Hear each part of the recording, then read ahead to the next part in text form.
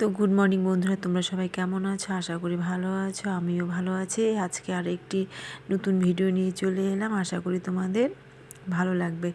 এইদিকে ঘুম থেকে উঠে ঘরের সমস্ত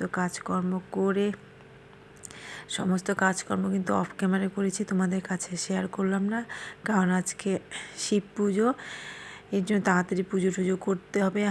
আর দেখবে যে কোনো পুজোই হোক, তাই না, তখন কিন্তু মনটা একটু অন্যরকম হয়। তখন মানে এই কাজটা পরিষ্কার করি, ওই কাজটা পরিষ্কার করি, মানে তখন পুজোর সময় পরিষ্কার পরিচ্ছন্নভাবে কাজ টাজ করলে না, বাড়িতে পুজো না হলেও কিন্তু মনটা একটু শান্তি লাগে। এইদিকে মেয়ে বই পড়েছে, দেখো বইগুলো সমস্ত এলোমেলো হয়ে আছে। যাই হোক, এদিকে এই মার রুমটাও আজকে তোমাদের কাছে একটু শেয়ার করলাম।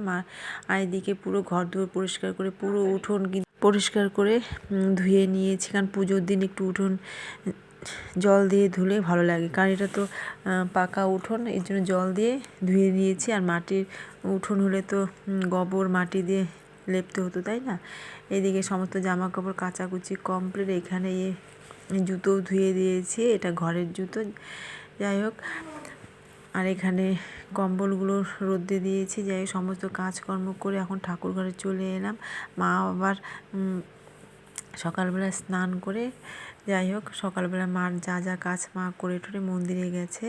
এখানে তোমাদের দাদাভাইকে ফল আনতে বলছি।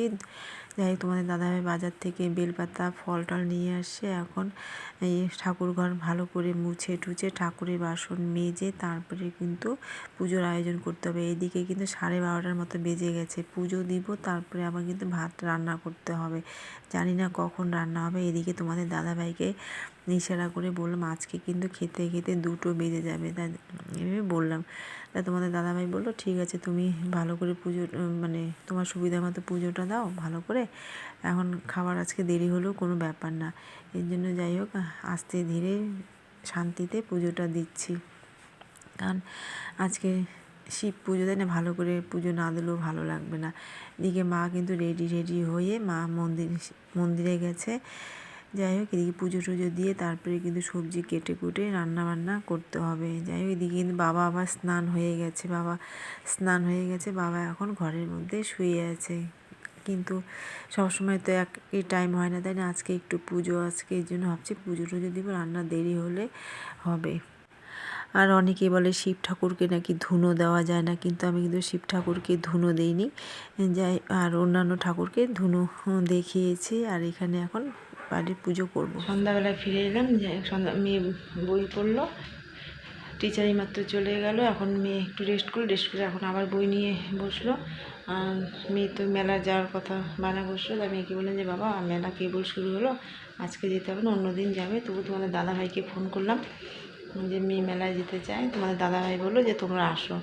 আমি বললাম না আমি যাবো না, তুমি যদি নিয়ে যাও মেয়েকে তাহলে নিয়ে যাও। তাই তোমাদের দাদাভাই তো এলো না। তারপরে তোমাদের দাদাভাই ফোন করলো যে একটা প্রাইজ পেয়েছে, দেখা যাক কী প্রাইজ পেয়েছে, নিয়ে এলে তারপরে তোমাদের কাছে শেয়ার করব। আর এখন রান্নাঘরে চলে আসলাম, এখন রান্না করব ভাত রুটি আর সবজি। বাবা মা টিভি দেখছে, ফটাফট রান্নাটা করে নিই, 9টার মতো বেজে গেছে।